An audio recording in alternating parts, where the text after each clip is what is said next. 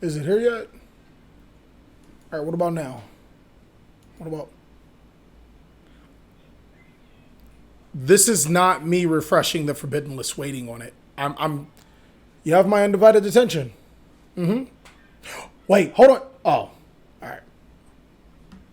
While we wait on the 2020 forbidden list, it's only fair to go over some strategies that just got a whole lot cheaper. Because of the 2020 Mega 10s, not only did these decks get under the $100 threshold, they are also decks that will be competitive inside of this format as well as the next. In this video, I'm going to be sharing with you some amazing decks that you should definitely look into, whether you're playing on a budget, barely getting into Yu-Gi-Oh, or you're looking for something new. So let's jump on in. The first strategy I want to talk to you about, the 2020 Mega 10s, has brought on some huge reprints for this deck. This deck used to be upwards to $200 to $300, but now it's in that $100 price range, a range that I consider pretty budget. The Rocket Dragon Link strategy is just simply amazing. If you're a huge fan of dragon decks, then this is probably the most competitive you're going to get. The Dragon Link strategy is a combo based deck that's built on making huge multiple negate boards that your opponent just can't beat. And even if your opponent does break those boards,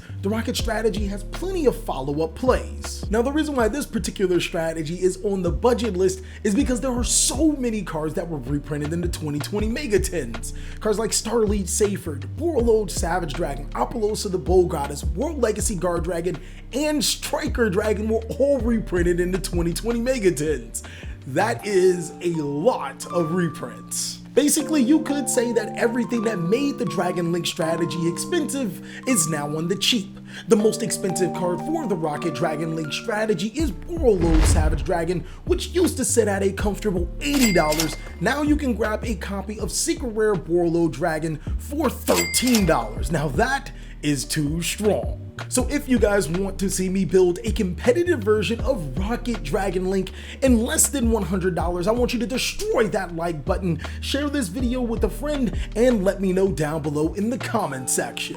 A strategy that has already proven its reigns to be as one of the more competitive decks is easily Altergeist. Now, the Altergeist strategy is based on using trap cards to be able to stymie your opponent, then trigger the effects of your cards like Altergeist Multi-Faker, which allows you to bring out Altergeist Silquitos. Silquitos bounces back the Multi-Faker, and as long as you can activate trap cards on the following turn, you can keep that cycle going. Eventually, your opponent runs out of resources, or you gain too many resources for your opponent to be able to stop. I actually have a deck profile of the Altergeist strategy, so if you guys want to check out a build, then go ahead and check out that video. It's pretty cool, and I personally think that Altergeist is one of the better decks when it comes to countering the meta. The most expensive card from the Altergeist strategy used to be Pot of Extravagance. The card was $80 at one point in time and was extremely hard to get out of the Savage Strike set. Thanks to the 2020 Mega 10s, Pot of Extravagance sits at a low price of $24. Now, I did make a video of buying these cards before they skyrocketed in price, and Extravagance was at the $18 mark, so I don't expect Pot of Extravagance to sit very low for long. I strongly suggest you pick up Extravagance before it shoots back up a bit, and if you want to know some other cards, well, I mean, go ahead and do the thing. Now, if you're looking for a strategy with a lot of versatility, being able to play multiple variants of the strategy, as well as a deck with tons of potential while you're still on a budget, look no further. Damn, Dante back at it again has escaped the forbidden list for years. Except for those times it didn't escape the forbidden list, but Dante did. Burning Abyss is a strategy that players either loathe or love. Let me know down below in the comment section whether you love Burning Abyss or you hate Burning Abyss. I feel like there's no in between. These monsters based off the Divine Comedy come in so many different variants. Whether you're playing Earth BA, the Dragon Link BA, the Trap BA, or PK Fire, which is now getting its renaissance with the new Phantom Rage set, Burning Abyss will keep you on edge for hours trying to figure out what new strategy of Burning Abyss will be competitive in this meta. Now, one of the most expensive cards for the Burning Abyss strategy was Cherubini Ebon Angel of Burning Abyss. That card used to be upwards to $50, but now it's 54 cents. It's not even the most expensive card in the deck anymore. Looking for some of the more expensive cards you would play in a Burning Abyss deck, one would maybe be Apollosa Bow of the Goddess, which just got its reprint, so it's at a lovely price of $10. Mech Knight Crusadia Avermax sits at $3 because of its ultra rare reprint, and I have a strong feeling that you can fit in an access code talker, which may sit at $60, but the rest of the Burning Abyss will still get you under $100. So again, if you're looking for versatility as well as the ability to play in any format, and a deck that could get better with the next or upcoming Forbidden List, then Burning Abyss just might be the deck you want to play. While we are talking about devious Fiend decks, I think a strategy that often gets overlooked is the Unchained strategy. Now, I've been saying Unchained this, Unchained that, Unchained everything on this channel, and have not yet gave you guys a deck profile. Allow me to explain before you decide in the comment section if that's what you want to see. The Unchained strategy is built off of destroying your own Unchained cards in order to gain advantage.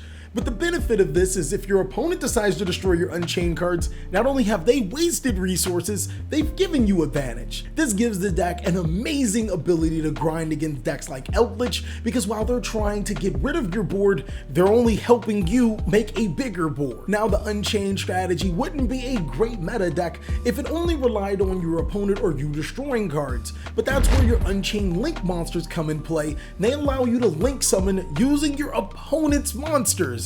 This is just ridiculous on how powerful that is. The most expensive card for Unchained was Abomination's Prison. I remember this secret rare card at about the $10 to $20 range.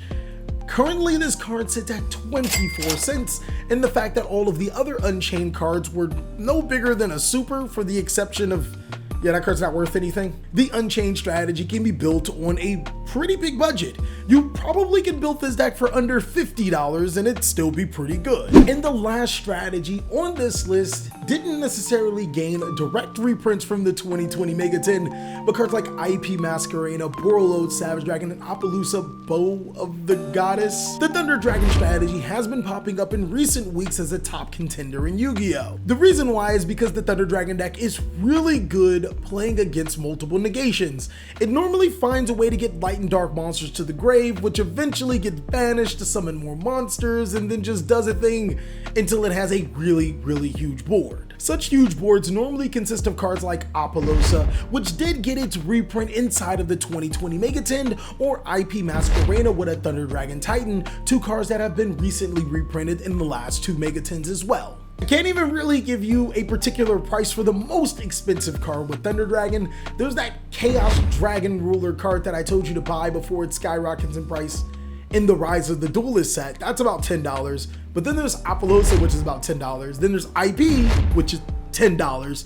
So yeah, there's like small cards that will equal up to a decent amount, but still a really competitive budget deck. Well, that's pretty much all that I have for competitive budget decks that you should be looking at. I want you to post down below in the comment section what are some other strategies that are competitive, and on a budget. We're sticking with competitive, we're sticking with it. Also, if you guys are looking for more insane TheCaliEffect content, I urge you to check out these videos and of course the cards that we had and the links that we have down below. I'll catch you on the next video. Well, that's pretty much all that I have for competitive, what is it, competitive? I never heard competitive, okay. That are competitive, and on a budget. We're sticking with competitive. We're sticking with it.